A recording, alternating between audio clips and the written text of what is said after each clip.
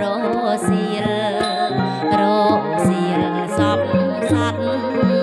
សង្សារអើយព្រះរកបងកងស្រ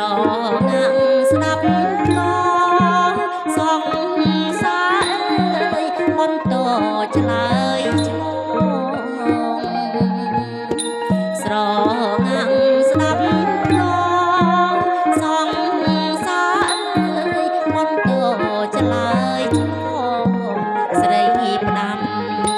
ស្រីផ្ដាំទៅបង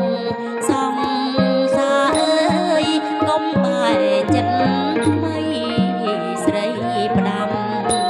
ស្រីផ្ដាំទៅបង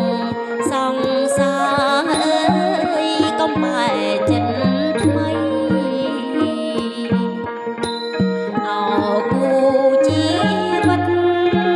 សង្សារអើយអាណិតចិត្តស្រីអោគូ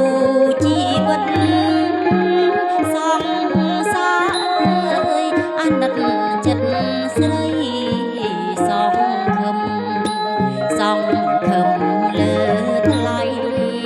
សង្សារអើយជួយស្រីផុតទុក្ខ